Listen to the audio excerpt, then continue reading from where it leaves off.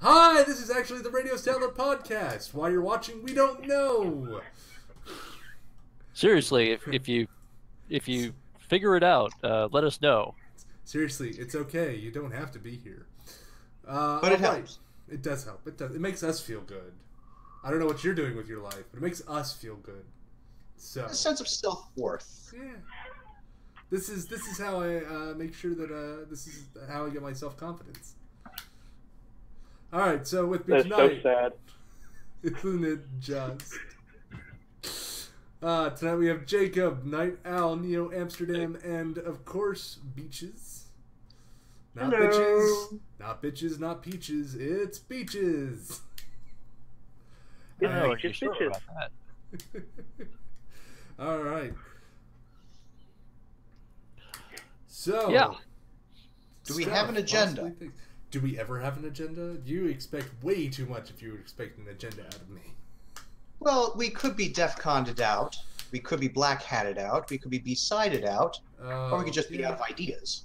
Yeah, that is true. That is true. I went to none of those things. Did anybody actually end up going to DefCon I don't think or anyone B-Sides that's or- here today. We were the wise ones. We decided not to travel. I'm putting it that way. That is fair. That is That- very fair. We're also the poor Not ones. inaccurate. I don't know. I just don't have the time off. According to Johnny, I'm not. I have missing the out, so- time off. I don't have the money. Who has the money? I Well, could probably. Apparently enough people for them to continue holding those events. So That's Yeah. where you get it. I don't know. I'm intending on going in 2019. That is going to be the year that I do DefCon and Black Hat and shit. I would like to go once just to say that I've actually been. That's the exact reason why I'm going. I think I'm going to go once and then just no. Nah, guns, booze, high heat, overpriced food, I mean, insanity.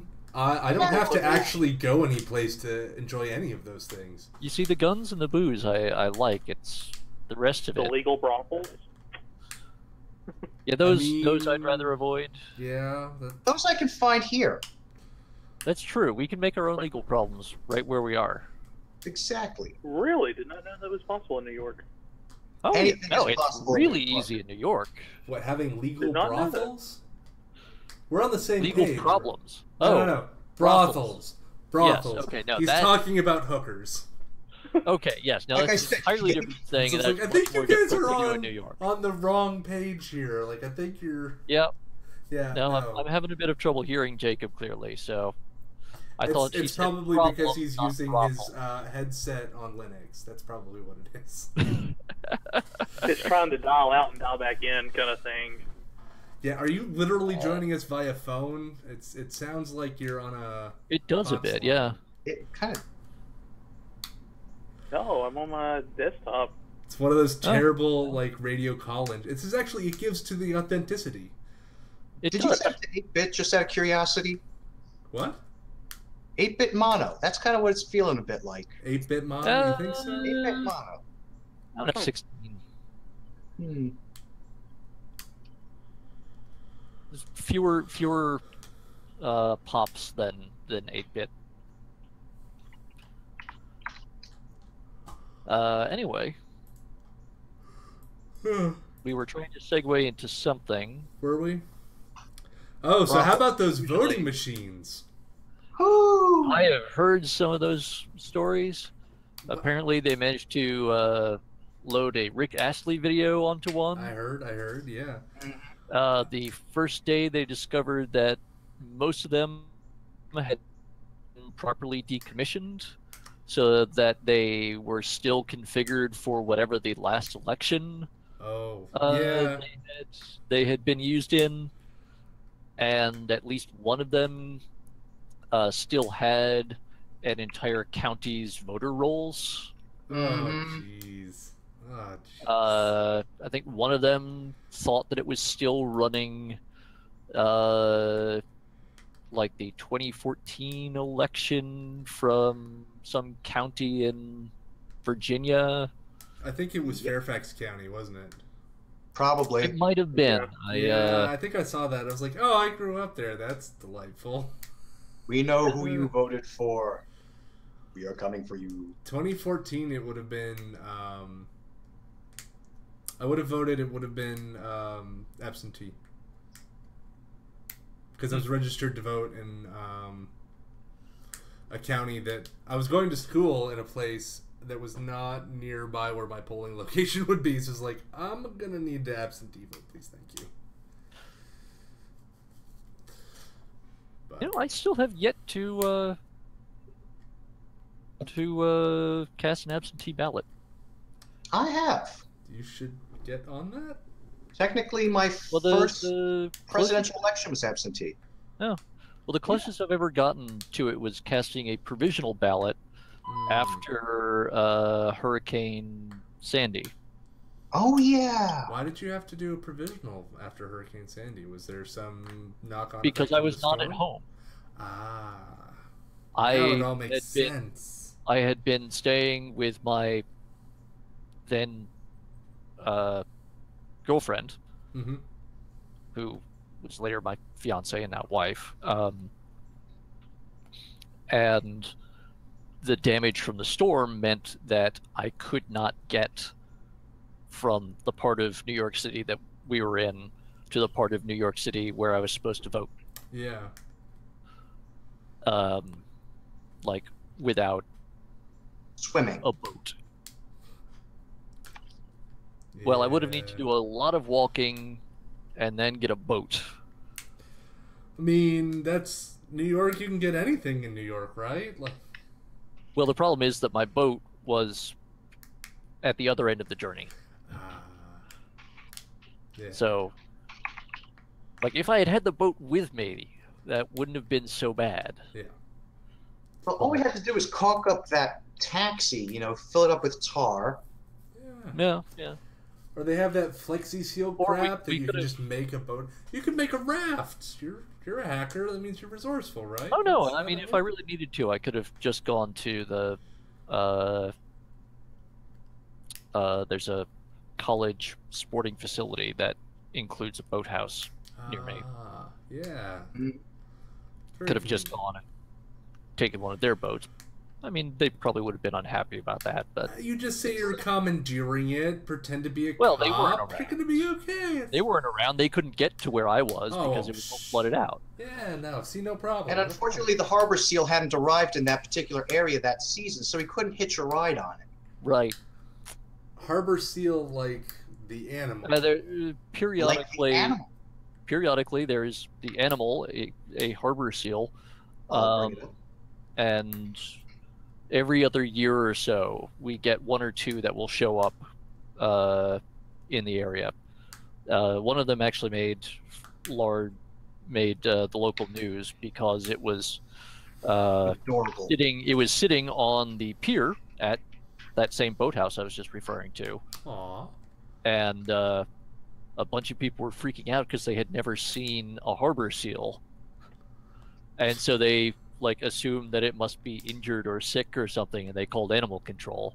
And then animal control showed up and was like, actually, they started calling NYPD at a certain... There we go. Yeah. Well, no, NYPD does primary animal control for New York City. I mean, look at this lovely little tub of lard. Oh, he's adorable. Yeah, it's just sitting there hanging out. Some officers from the local precinct roll up, and they're like, he seems happy enough. He sat there for most of the afternoon and eventually got bored and went home. Or whatever. Oh, wait. Hold on. We got to go back to... Oh, Neo, you put it away. I'm going to put the link. You got to pull that back out, man. Come on. All right. Quit fetching. Come on, I'm not a friggin' Xeon here. I hope not. There we go. Those were awful processors. What about the 5? Here we go. Have a nice picture. I'm going to put in the links so the folks at home can eventually see it. That's so... What are you doing, Google? Every time I click on a link, it's like, oh, blah, blah. You want to share with all your friends? no, it's like, you're being redirected. Is that okay with you? And I'm like, you motherfucker, I clicked on the goddamn link. Now, where was the one with the cops? That was the one that was really... Now I'm going to have to look for the previous one, but this is basically the idea. This was our plan A in the event of an emergency. This was our plan B for usual commuting. This was plan C, sitting around showing its tail. Just get in the headlock. And just... There we go. That's beautiful. I love that. That's... Yeah. We're very proud of the 34th. The funny thing is that actually that is right near where I got to see a squad car from the same precinct beach itself in the snow during that last blizzard that we had when the roads closed. Oh man! You know the turn that I'm talking about, Neo. Yeah, I mean that's that hard right turn. It's not just a hard right turn; it's a hard right turn coming down a hill. Well, at the intersection of two different down hills. and sort of slam. Oh. And then turn again, because it's not really a 90-degree. It's more like a 110-degree turn. Yeah. So it's a very tight turn, and it's at the low point between these sort of two arms of a hill. That's crazy. And so the thing is that they were using the regular NYPD modified Chevy Impalas. They were supposed to be driving around to make sure that no one else was driving around in the unsafe driving conditions. And wouldn't you know it?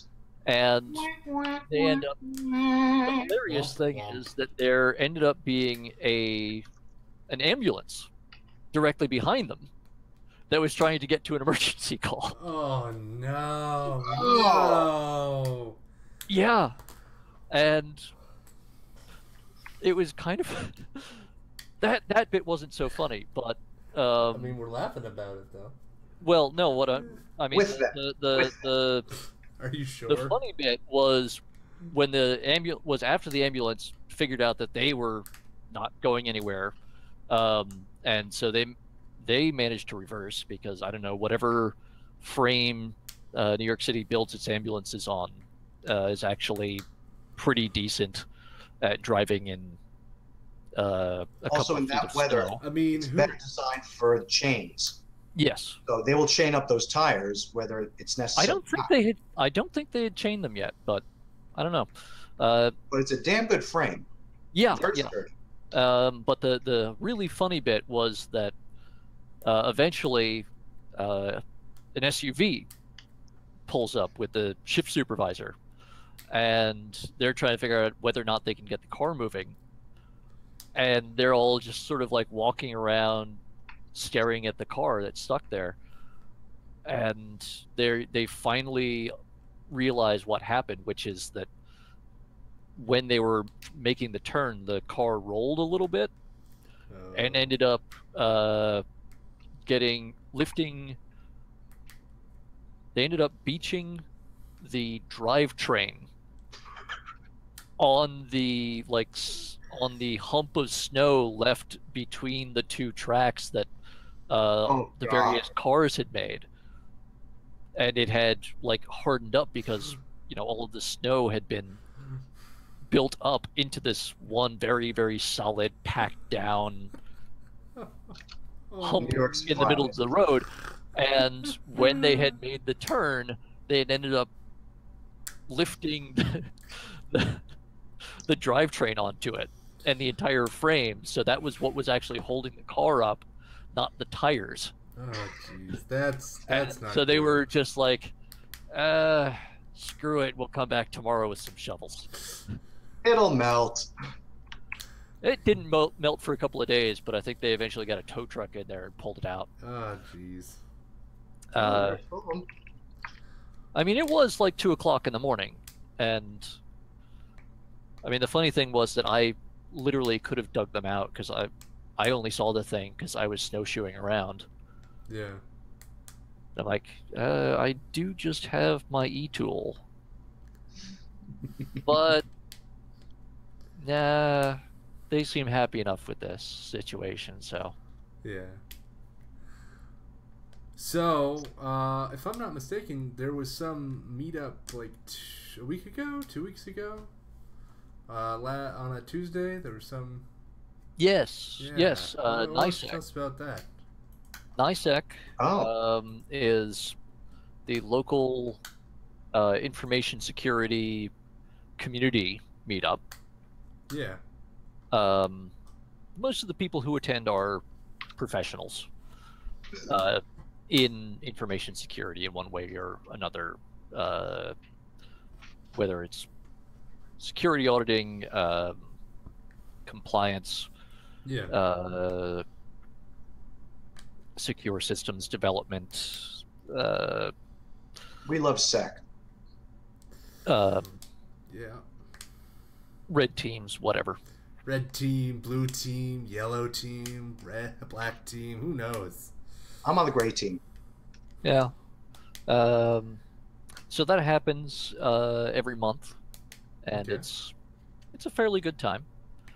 If you can, yes, Neo is helpfully showing us the their Twitter feed. Here we have a drunk, and here we have a drunk, and here we have a drunk, and here we have a lock picker, and then we have a lock picker, and then we have another lock picker, and then we got a nose picker. I mean, what's the difference between drunk people and lock pickers? Like, you act like that's completely different. Some are faster than others. That and I haven't been able to drink for a while, but yeah, I think we've been over but, that before. Yeah. So, but yes. So I usually go there. It's a good way to stay in touch with people that otherwise I would only really see at ShmooCon or Hope. Well, so what's the story with like the 2600 meetings in New York? I would think that would be like the place still to happen. be. They're still going strong. But most of the people that go to the meetings still don't really cross over with the InfoSec community. I think that's like a little sad and a little interesting. Yeah. Why would that? You would think that there would be a lot of crossover. At this point, pretty much all of the crossover are the local tool members who try to go to both. Well, of mention is a new upstart since it is the end of DefCon season. Yes. Props to Side Pocket, who is not here, and Jack, who is also not here. Also not here, but they apparently have gotten word out that, hey, there's a DefCon in the 201 area. They have been apparently very excellently, just excellently received at DefCon. There are, I think, 2 other chapters of DefCon now starting up, hoping to have the same luck. And we're seeing some crossover between 2600, DefCon, not so much NISEC, because NISEC is a little bit snooty, but... Well, it's not that they're snooty so much. They always show up in the most expensive place to drink. I think that's a little snooty. But that is not the most expensive place to drink. It's not the most expensive. It's really annoying to get to. Yeah. That's really the thing. But one of the successes that they've had is Subway. Well, I'm going to try to get this props out because if I don't, somebody's going to kill me. Probably Jack. One of the best things about it is that it is located directly in that middle ground of Jersey, which I fucking hate. You can quote me on that. If you live south enough, you tend to gravitate more toward Philadelphia. So you go to Philly 2600. If you're in the north, you tend to go to New York. This one's right in Hoboken. So it's accessible. Okay. It's easy to reach. It's in the middle of the road. And I will have our lockpicker emeritus note that I did manage to succeed on those tool locks. Yes, you did. I am shocked and amazed. In order, now here's where the drunk comes into it. Because he has seen me pick sober and drunk. Mm-hmm. And I'm usually a little bit faster on the drunk. However, in descending order, 1 second 66 on the first lock. I don't know how. 52 seconds. 1 minute 42 on the third. 2 minutes 33 on the fourth. 7 seconds on the fifth. Don't ask me. That's and then impressive. 225 on the 6th. So Those are all very good numbers for the most part. I learned from the best. I have to give credit where it's due. And I think I destroyed one of the working tools. That happens. But they meet at Maker Bar in Hoboken. It is also, I'm going to announce, because I haven't quite officially done so, that Maker Bar has made itself available for New Jerseyans who cannot make it to New York this next 2600 meeting. So, as you may be aware, Penn Station is a clusterfuck. That's putting it lightly. Yeah. Well, it used to be more like an omni-shambles, but now it's actually foobar. So since the snafu is in order, there are a lot of people who just won't be able to make it to New York. We've been looking for alternate locations for Long Island, for Jersey.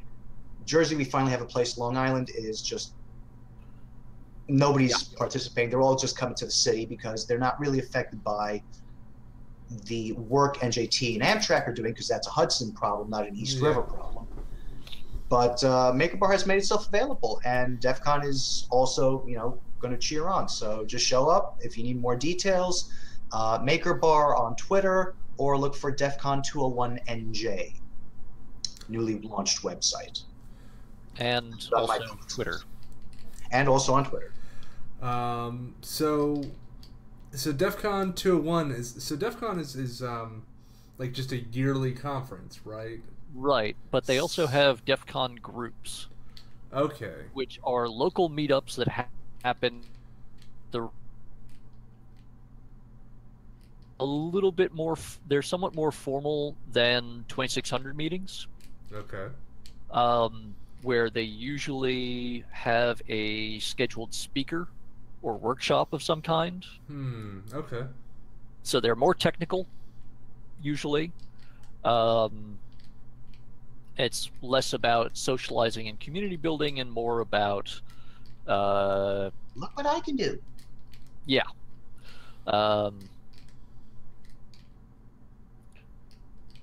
Pretty much. Yeah, it's generally like a little bit more formal than 2600 in a lot of respects. Not as formal as maybe your local lug or some professional organization where you have to like register and I don't think the word professional belongs in this context. Well, yes, no, it's definitely not a professional thing. But I don't know how other DEF CONs are, because I'm not really a DEF CONer. I'm more of a 2600 type. Yeah. One of the things that's interesting is that I'm noticing there's a crossover, because the location is a Maker Bar, so it's like, you know, gizmos galore, DIY, 3D printing. They'll do software-defined radio, drones, whatever. It's such a mishmash. Yeah. And come in at any time, there's something always going on. Whereas 2600 is more of a social gathering. Let's all come together, sing Kumbaya, and rant against the world. And then have dinner.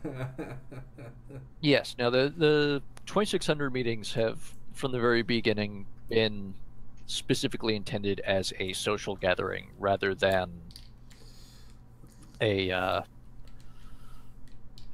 technical meeting or anything. Whereas DefCon meetings were usually... I don't know exactly how they got their start, but I have to imagine that at least some of it was a chance for people to get together to plan projects and villages and things between conferences. Yeah, okay. That's just a theory, though. I don't really know the whole history of it, and I'm sure there is someone involved in it that would know, but I don't know them. Yeah. It's probably on one of the video streams of the talks from this DEF CON conference. So somebody surely has it up there, or the history is just, you know, this well-known legacy that if you don't know, you're not allowed in, or something like that. Yeah, who knows? Whatever. Yeah. Anyway, the voting machine village at DEF CON did get written up in The Hill. Yeah, I saw That that. was the link Got there. written up in L Reg. Yes, they did that too. Mm-hmm. And I'm trying to remember where else I saw it, aside from the AP, which is just it's AP. Yeah. Oh, right. I can actually filter by news. Crazy. Let's see. CNET, register.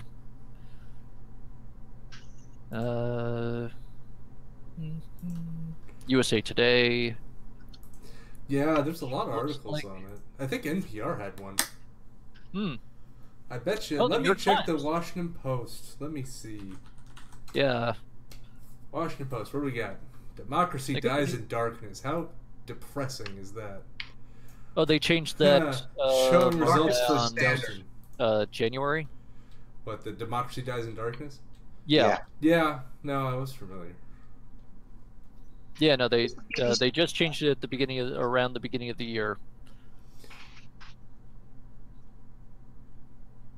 Let's see, Huffington Post. Oh, by the way, I understand that Yeah. there's a need for a new media chief if anybody wants the job. Oh, Scaramucci. I'm desperate, but I'm not that desperate. Scaramucci left. I think his official start date was like hadn't even happened yet. He was fired before he was hired. I love this. Pretty much. That's my understanding of I it. Let's see. Oh, fucking A. Sam Shepard is dead. 73. oh no. Oh, no. Oh, and June Foray. Wait, what? Who? Gee, Rocky! Oh no. Oh, no. Yep. Ripe 99. Well, that's unfortunate. Most of Although, I mean, not entirely surprising given her age, but True, but I think Natasha Fatale deserved to see his 100 years. no, that's true. It would have been nice. All right, let's see. I think it was on the BBC where I saw the article from DefCon. Can't type, so let's see. Nope, nope, nope, nope, nope. No, apparently it wasn't. Well, there is an interesting article here on Ingmar Bergman's films. Huh.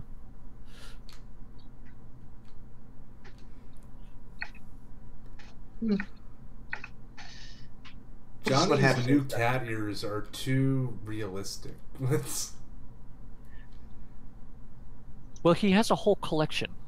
Apparently, he was running short, from what I understand from his Twitter feed. We will have to I heard that there were two life debts if anybody could bring him them.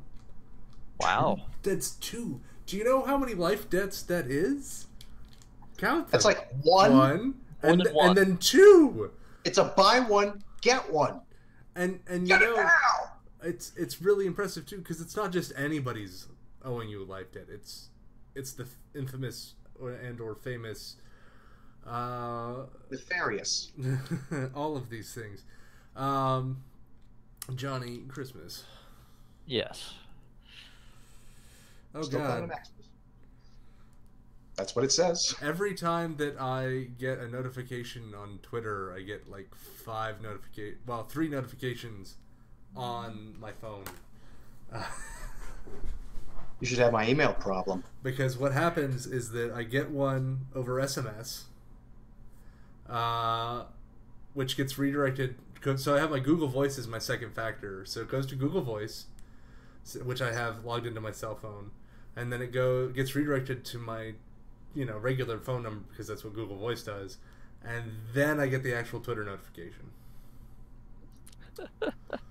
Also, apparently, if you say "Gay 2600," my 2600 copy has arrived, everybody likes your tweet.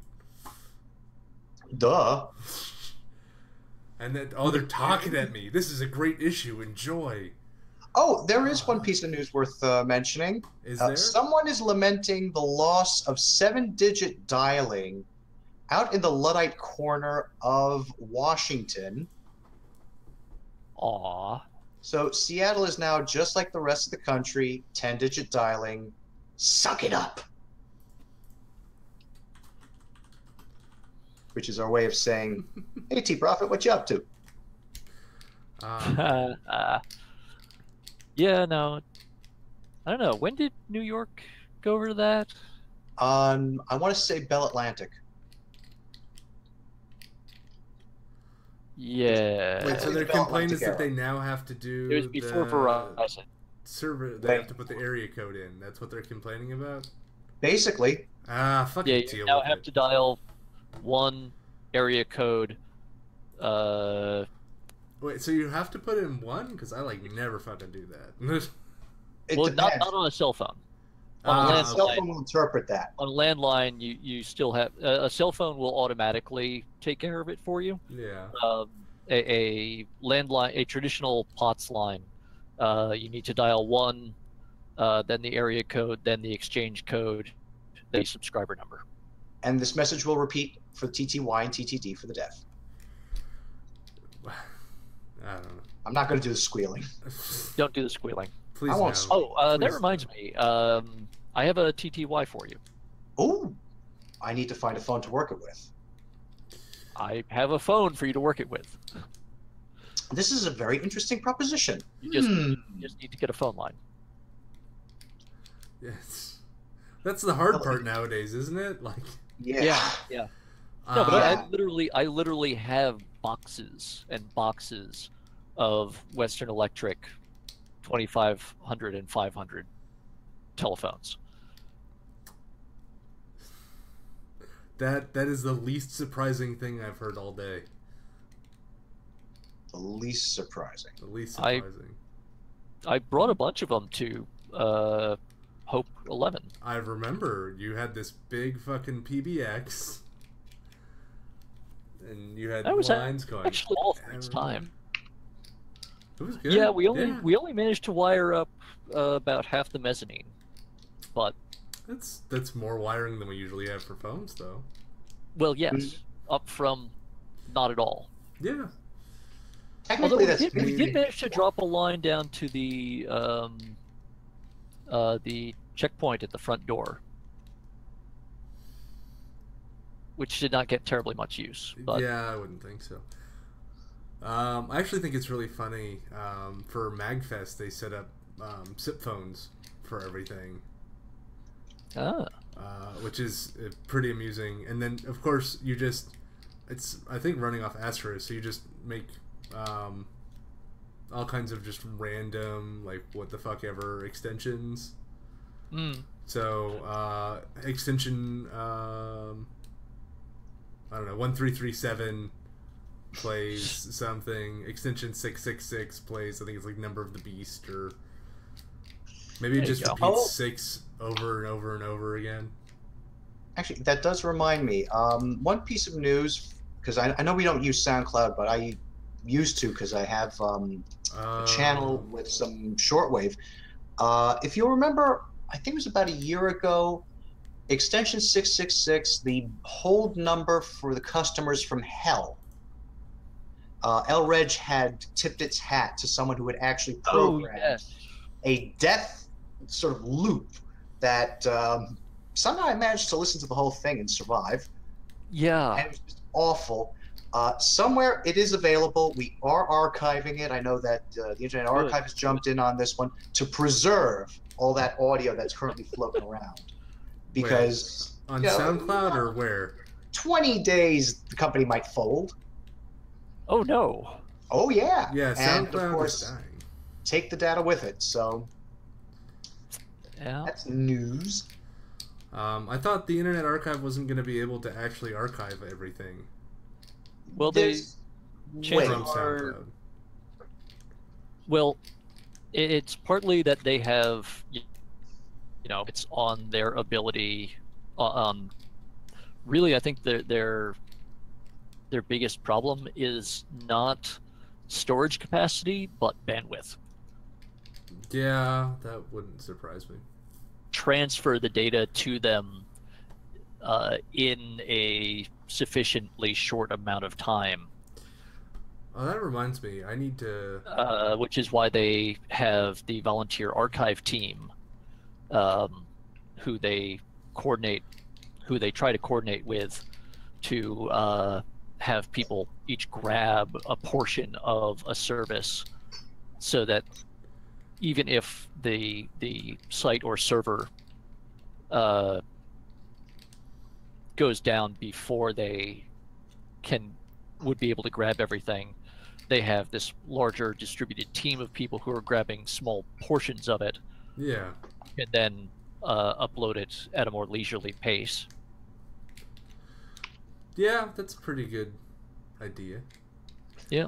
What was it? It was I should put the Radio Statler archives actually on the Internet Archive.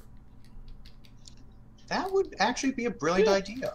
Yeah, No, I you think should. I'd started It would making actually it probably happen. make it much more accessible than anything that we've got right now. Well, I mean, we have a URL where you can download them and stuff, but In theory, yes. no, it's not in theory. It's radio.hope.net/archive. Yep, then we're at the mercy of hope.net. No, We should have this backup secondary channel. No, it's this is it's a separate. subdomain. It's posted separately. Yeah, it's hosted separately. As long as they don't dick around with the a record for the But do you subdomain. want to take that chance? I think we should be on Internet Archive, absolutely. Yeah, why Well, not? it does mean censorship, so...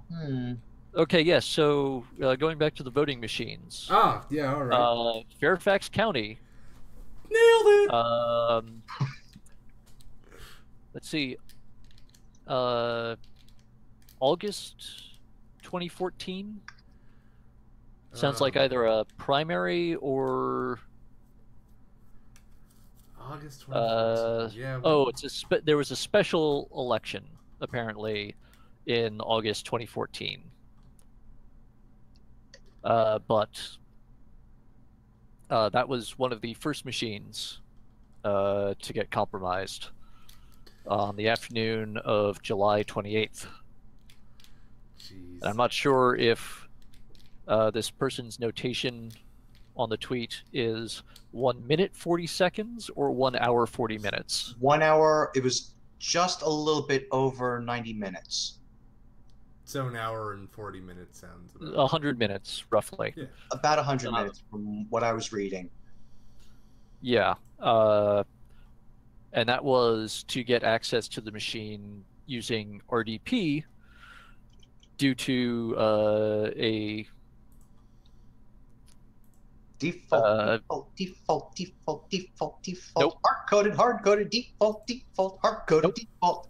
default, hard-coded, default. MSO3026. Which was a vulnerability in Windows XP and a poorly secured Wi-Fi access point. Also of note, I believe one of them is still running Windows CE 4.2. Oh, Oh, so this is one of the things that I'm not quite sure that I get. Why? So was the voting machine broadcasting Wi-Fi, or was the voting machine able to connect to Wi-Fi? I am not. And on top of that, or more to the point, why would you put Wi-Fi anywhere near an electronic voting machine? That's really the question. why would back to the you have put? an answer for that one. I mean, Those voting machines have network connections because of the board. By state regulations in Virginia, at least, it is to never be connected to the internet Yeah. or have those features enabled. So basically, what they're saying is they gained access to an unlocked door. Yeah. I mean, Well, okay. but so like the this thing was is why would you specifically- even put that on the hardware? This was to begin specifically. with? It's because of the upstream vendor they're getting the boards from. It has it on there. They can't get custom-made boards. Well, across they to make the machine. could. It's that instead they are using commodity hardware. They're using commodity PC hardware. To which, again, as long as it's disabled, it's fine. If you leave your door wide open, someone's going to come in and yeah. rob your shit. If you lock it, it's going to give it honest man honest. Yeah, If someone wants in it bad enough, they're going to come in there. But then you have all the officials. but saying, there's the fact that why do you have a even fucking though it laptop? is supposed to be disabled, they still had a hard-coded WEP password. So do the checkouts at Walmart.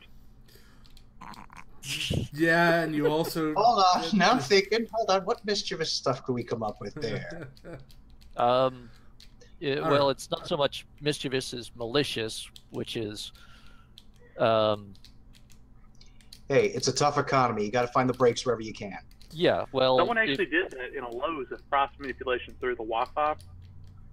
Boy, is their asshole big now. I thought that happened too with there was a whole thing with for Kohl's. Home Depot and... It might have happened to Home Depot too, but I remember Lowe's being the one that made the news and making the president. Right. No, Home Depot was the one where they had the credit card breach because someone managed to compromise their entire point-of-sale system. You're not confusing that with Target, are you? Because I know there were two attacks. No, Target also had a thing. Right. But Lowe's, I think, was they had gotten the records.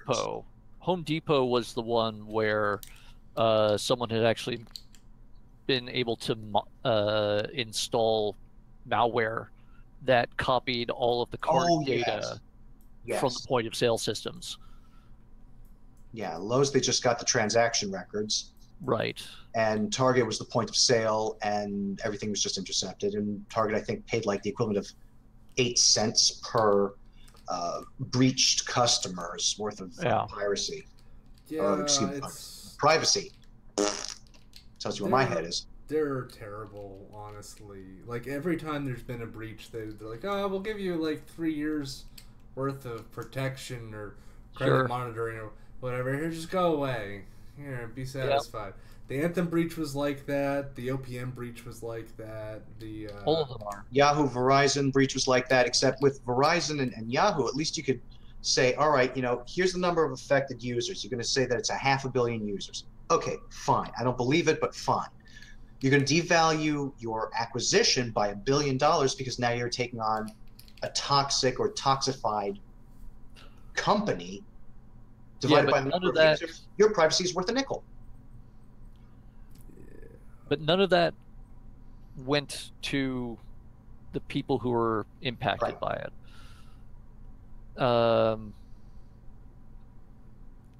Once you're fucked, you're fucked. Yeah.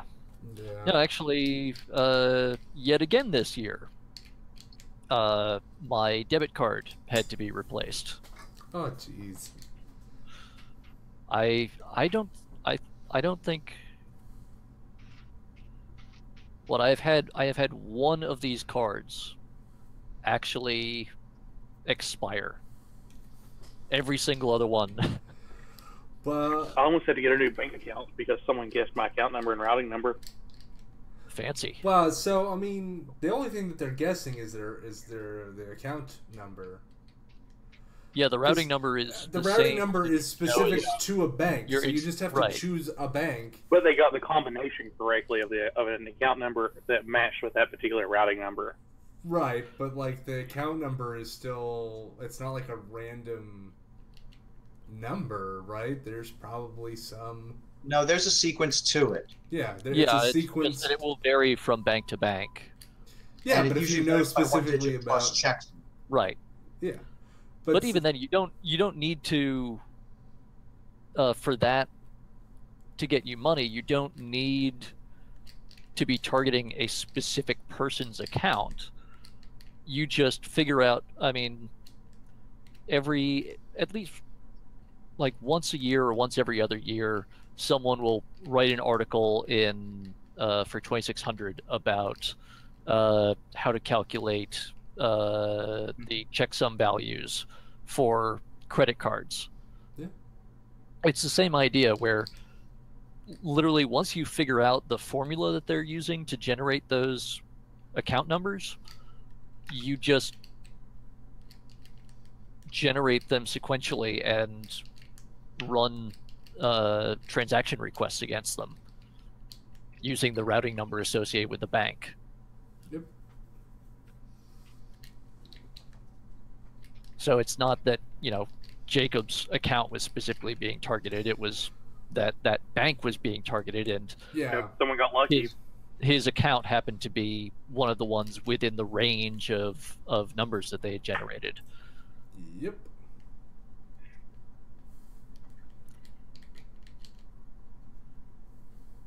That's the reason that lots of places ask for the billing zip code now too, is a double factor authentication of credit card transactions. The shitty double factor, but it is a little better than okay. The second factor. It's better than okay. You got all the numbers right. Here you go. Yeah.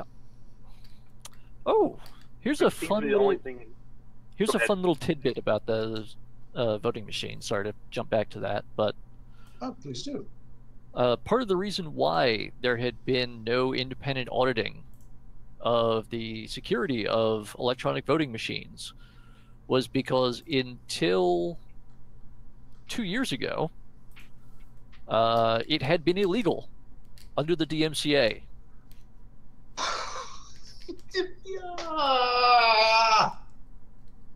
And it was only at the last go-round of the what is that thing? The Librarian of Congress.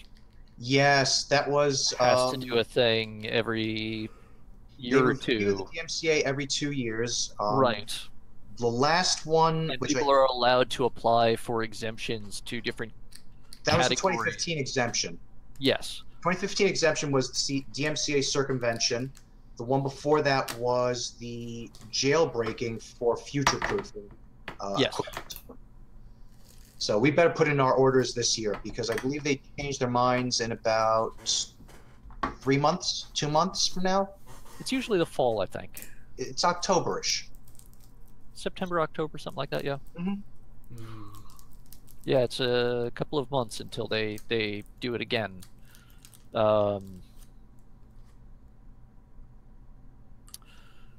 Yeah, but voting machines were covered by the DMCA until. Oh, but that's the other thing is that even though they make the decision on the exemptions, there's like a 1 year wait period for them to actually go into effect. Weird. No, actually it gives it review time because you always have to leave the lobby some room to screw it. Yeah. No, but there's the whole thing where like the exemptions have to be, or the proposed exemptions have to be presented to a board of reviewers from the Library of Congress. They have to they take arguments from various interested parties, both for and against, and they eventually come to a decision.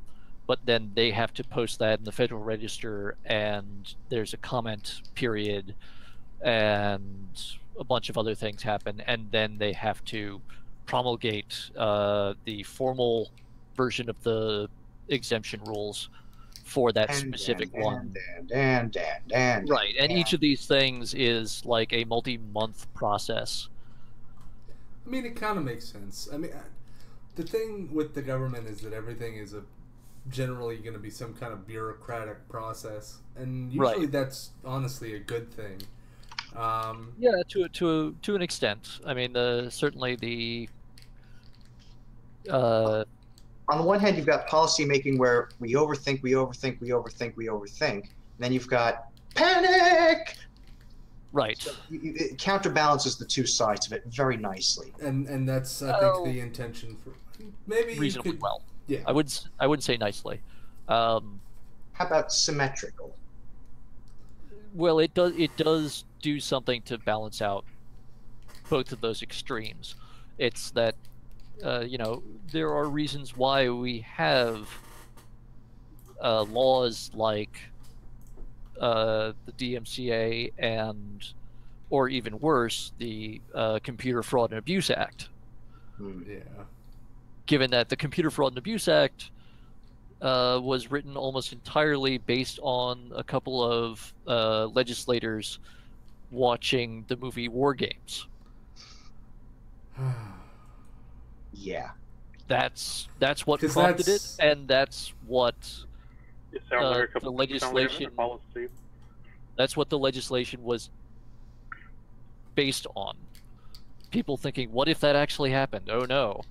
Which, you know, yes, you should be concerned about that sort of thing in a very broad sense, that sort of thing. Not... That's kind of the thing that always kind of gets me, is that for, like, a lot of stuff... I mean, like, there's stealing people's credit cards or debit card information is illegal. And I guess it's cool. Like, I don't know if we have specific laws that target that specifically, but even if you didn't, I feel like fraud would still cover. So the thing is that it's like we already have it's covered by the concept of fraud, but frequently the actual criminal statutes would, in some way or another, technically not apply, because some of them are very, very narrowly written, so that periodically you have to update the language of them. Because I mean, it used to be that, like, you know, you just had fraud because back in the day, the only way to commit fraud was actually to go up to someone in the street and, you know, tell a really good lie and convince them to hand you a whole bunch of actual, actual physical cash. And then you eventually got wire fraud and mail fraud. Yeah. But there's a but they are actually distinct legal things where there's a different part of the law that says that that's illegal. And so I can eventually kind of understand that, but is there? I don't know. We're not lawyers, so I guess this is a dumb question. But like, we get to play one on live streaming.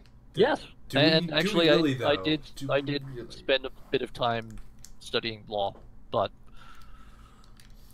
I guess my question would be, and if we have any lawyers that hate themselves and watch this show, do you why specifically would you need to, or would have a desire to make stuff, you know, why would you want to differentiate like that and have to continually go back and update the law and make new law to cover something that's already kind of covered, but isn't because of this? Part of it is that the world is constantly changing, and so there are new opportunities and circumstances that are created by advances in technology and changes in society. Which is why, you know, now we recognize wire fraud. You know, before wiring money became a thing, with banks and the telegraph companies working together in the latter part of the 19th century to figure out how to manage that. The only way to shift money around was generally either letters of credit,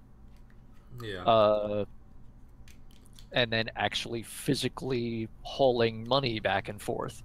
And actually, in a lot of places, that system was still how banks conducted transactions between each other. Right up until, well, after, like the 1950s. Actually, in some places, I'm sure there are still some banks that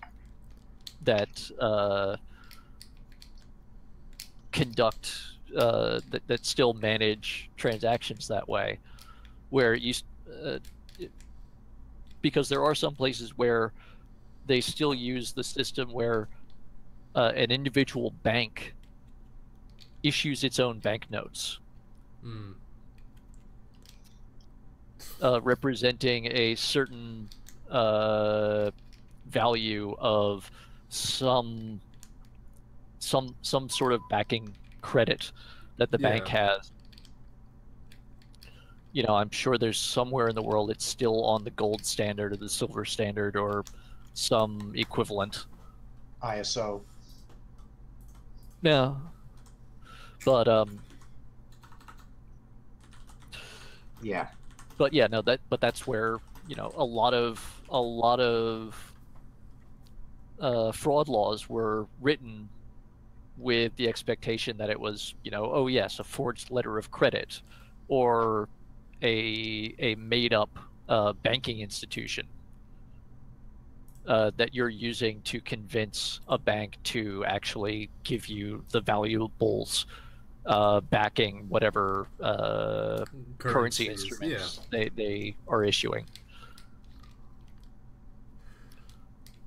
And then some of the regulations and laws were also created due to the creation of the federal government and federal courts. Because with a fraud charge, it kind of implied that you were in the state that you committed the fraud. Right. When so you have became state and local law. When someone committed a wire fraud, it could be in California, but they live in New York. Yeah. Right. So it's more of, we need to make a new law so we don't have to go off of old school precedents.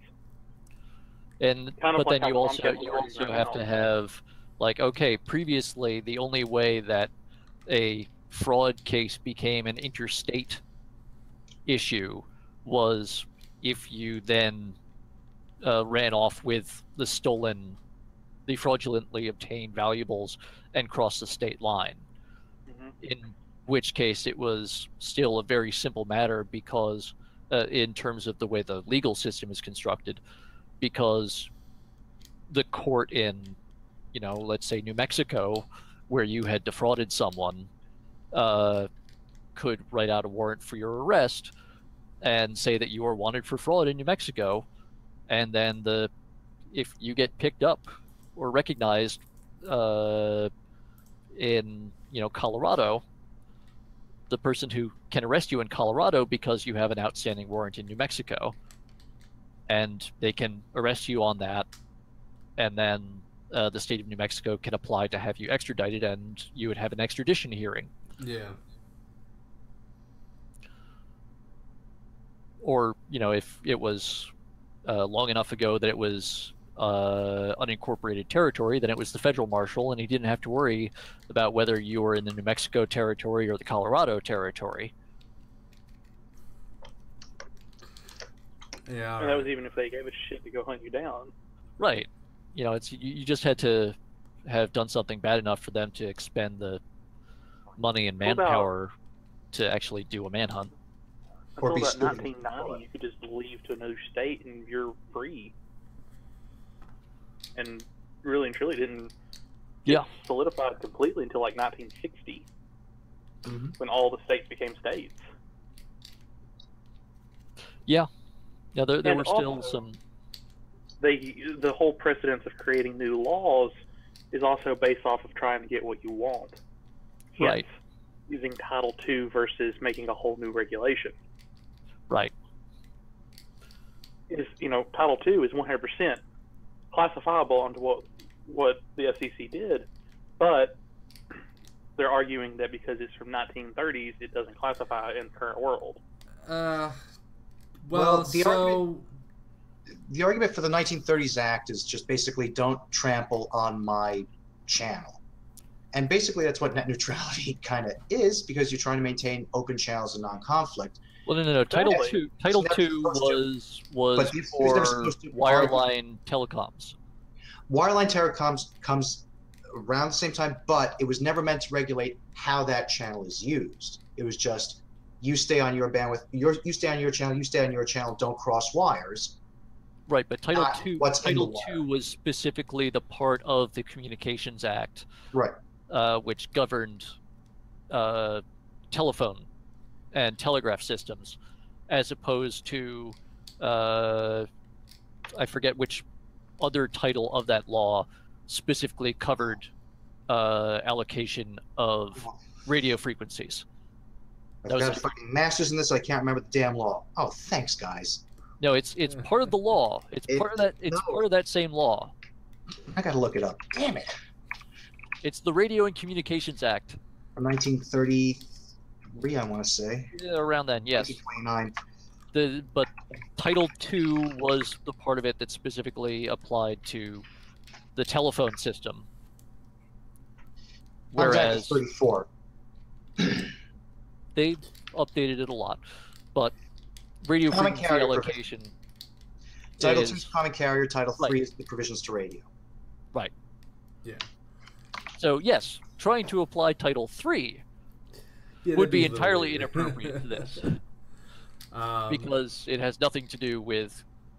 Well, the notion is that if you have a channel to communicate through, you don't trample on the channel. You don't also regulate what's on the wire or in the air, because it's not a content issue, it's a medium issue. Right. It's supposed to manage the electromagnetic spectrum, not the actual data inside of it. But Title II specifically said that the telephone companies, if they wish to act as a common carrier, that is, if they wanted to provide their service to anyone or any potential customer, then they had to not regulate the content of the conversations being Right. Over their system. Right. And that is the central premise of net neutrality. Yeah. Which is that you should not be discriminating on communications or packets based on the content of the packet. It's that you should be managing your network to meet the needs of the users of the network. Because at a technical level, you have things like quality of service flags and a packet header that let you know if a packet needs special handling. You know, these are all handled in the network protocols. Yeah. But you know, the various telecoms companies keep trying to find ways to charge Google or Netflix and all these other companies to carry their traffic, even though Google and Netflix don't actually have any control over the fact that it's traversing that company's network versus another company's network, because they have their own deals with an ISP to supply bandwidth to their data centers. Yep. Mm-hmm. And then the customers of Verizon and AT&T and Time Warner or Spectrum or whoever they're called this week, and all the other last mile ISPs are the ones requesting the data from Google and Netflix just ships it to them. The same way that, you know, someone calling a Verizon cell phone subscriber calling a T-Mobile subscriber, there's no special. Actually, there is an interconnect fee, which is negotiated between the two carriers, but that's again between the two carriers, and the cost of it is not directly passed on to either party to the telephone call. Yep. It's well, not directly, not directly. It's not a direct cost. Yeah. It's rolled in. Right. Yeah. Right. It's calculated. It's calculated into the rates that both subscribers pay to the company that they are subscribing to, but T-Mobile isn't able to bill that Verizon customer directly for the talk time, Right. and Verizon isn't able to directly bill the T-Mobile customer for the talk time. Well, so Jacob, what are you trying to say? I was going to say, I've always used the analogy too of living in a gated community. You order from Domino's, but they don't have a service agreement with the doorman. But if you order with Pizza Hut, they can get right in. But Domino's has to pay an extra $5 to come into the neighborhood. Right. Even though it's public roads. Right. And that's basically what the ISPs are trying to argue for when they're trying to say that they should not be held to the same regulations as common carriers.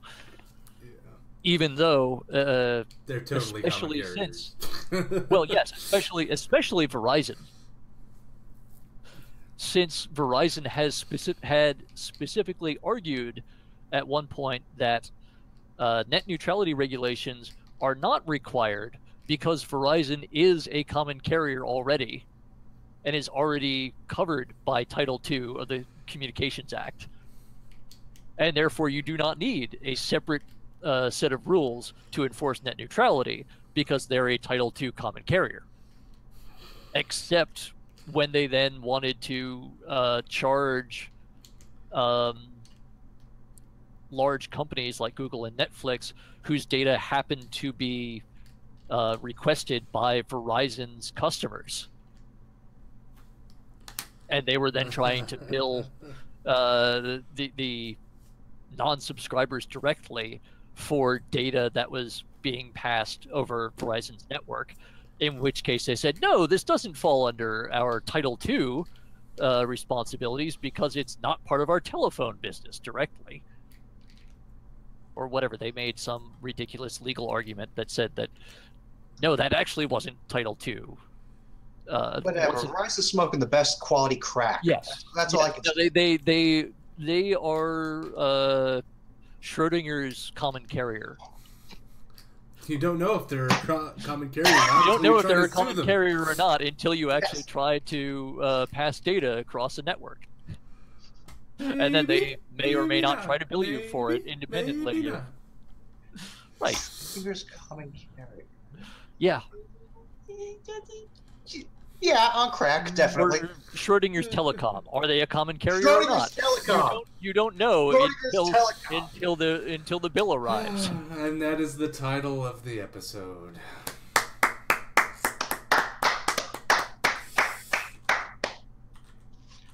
So yeah, no. So it comes down to It's open. Logically and under the intent of Title II of the Communications Act, pretty much every single ISP is intended to be a common carrier unless they are specifically taking steps to not be a common carrier. Those weird little boutique ISPs that basically build out their own fiber links to major financial centers, like stock exchanges. Yeah. And then they sell their service specifically to investment banks and other high-frequency trading houses,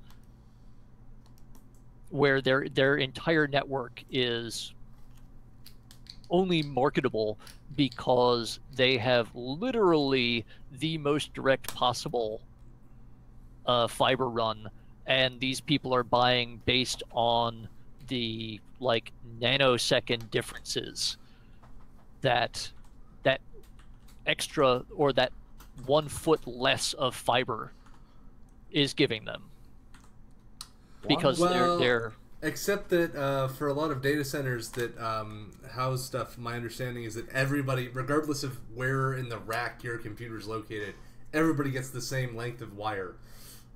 Right, but it's the distance to the distance from that data center to the other end. Yeah. Or from that data center to the Chicago exchange or the London exchange. That's the thing. Wherever the geography prohibits it.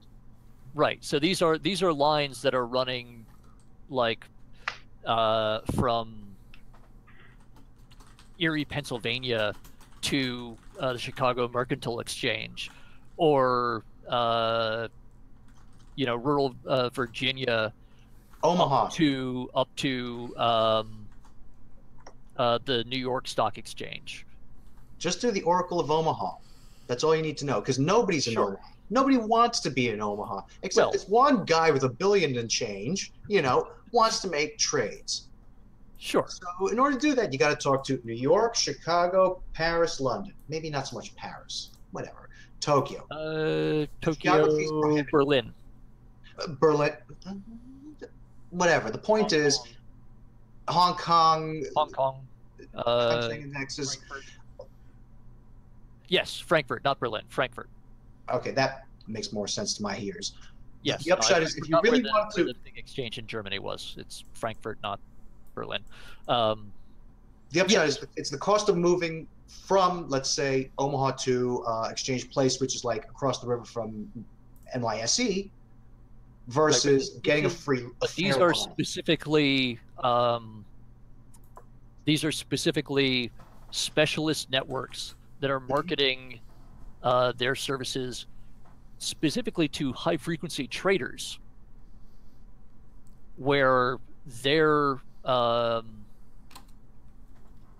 making their money not on, hey, I'm going to invest $500 million in the semiconductor funds. No, they're doing the one-penny hedges. They're not even doing that. It's that they are holding a stock for fractions of a second and taking advantage of fractions of a penny of movement, usually caused by their own trades. So in that case, they are dependent on having the lowest possible latency. I mean, it's basically them and professional video gamers are, the two people who have a market for this sort of thing, where you are literally selling it entirely based on, yes, it takes a packet from our New York office to the Chicago exchange, 10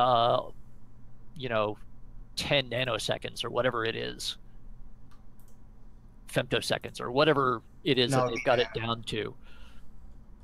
But, and so they are competing by just specifically buying the physical right of way to get the shortest possible fiber run, uninterrupted fiber run from a data center somewhere to the actual exchange. And so they, probably wouldn't be considered common carriers, since they don't sell their services to the general public. But also, they don't have interconnect agreements either. Pretty much. They don't connect to the public networks. It's mostly along the lines... They're not carrying other people, non-subscriber traffic. Well, the implication on common carrier is public access. Right. If it's subscribed access, you can throttle and restrict.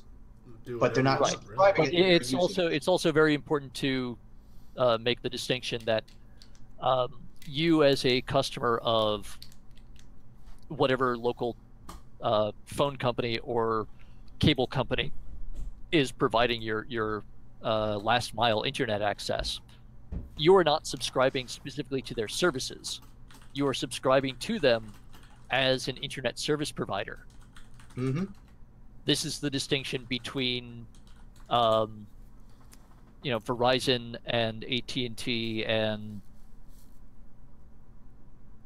RCN and all of the other, Comcast, that's who I was forgetting, and all of these other... We all try to forget Comcast. Yes. All these other ISPs these days, as opposed to Comcast and AOL in the 1980s, when they were a closed service. They did not interconnect to other services. So if you wanted to talk to someone on AOL instead of and you were a Comcast, CompuServe subscriber, you had to also get an AOL account. I mean, eventually AOL bought CompuServe and they merged, but that wasn't until the late 90s. When eventually CompuServe subscribers basically just got a rebadged version of the AOL browser. Literally all they did was change the color to blue and put the CompuServe logo on instead of the AOL logo. Somebody think there's a floppy of that. Okay, that's the least surprising I know thing I I've heard have all day. some CDs of that. But yeah, but originally those were subscription information services, which is what Comcast and Time Warner and Verizon are all trying to get their ISP offerings classified as.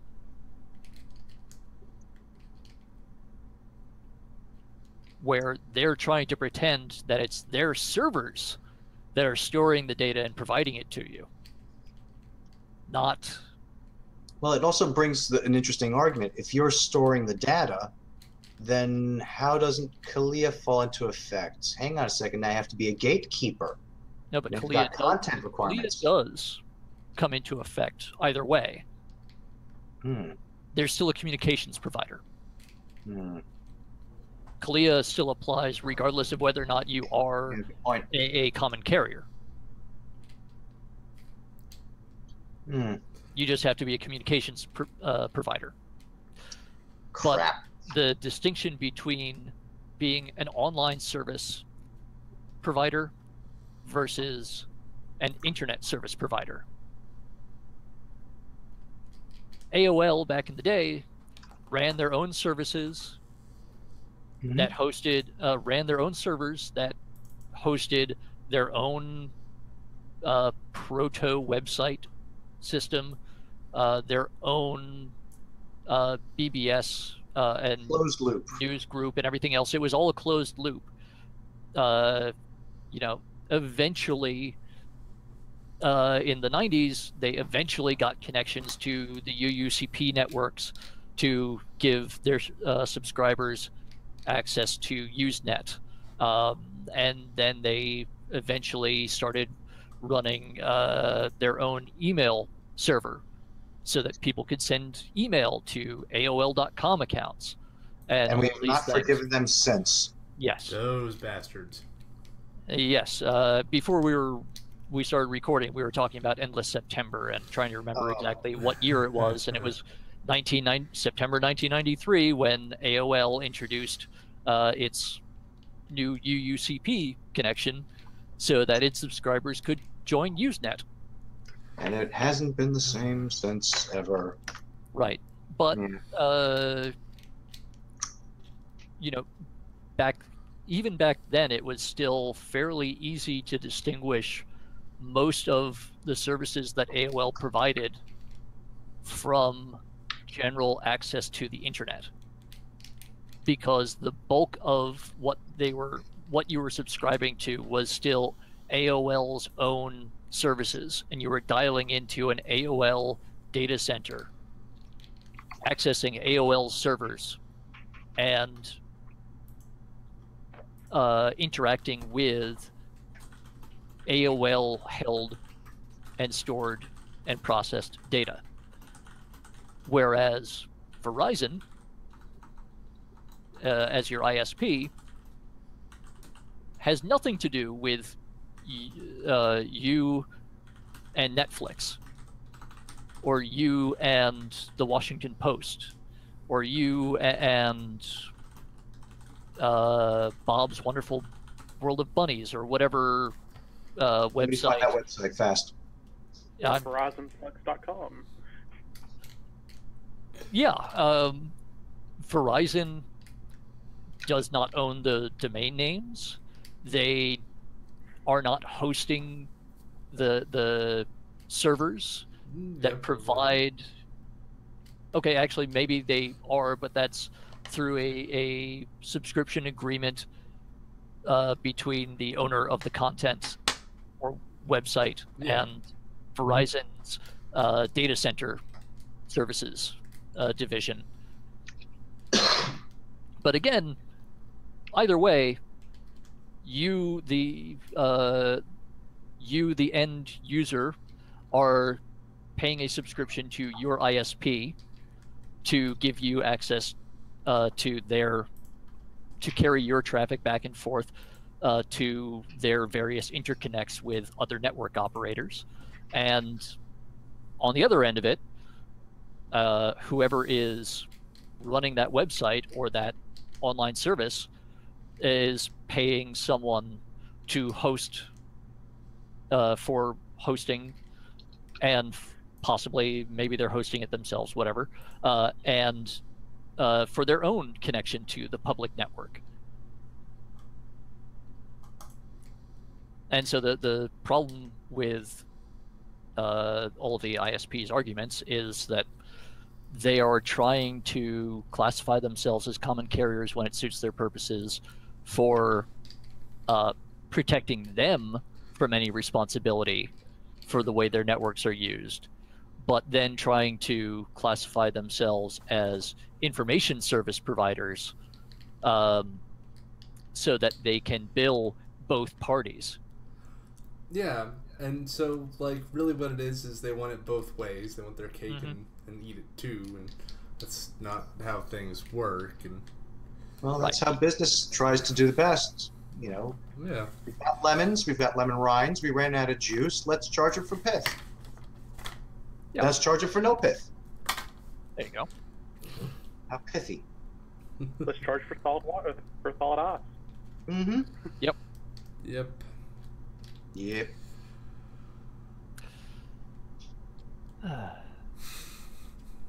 I killed it. It's really dead! On that note, bye! All right. I'm Good rented night. out now. Good night, everybody. We're gonna go to bed. Good night. Yeah.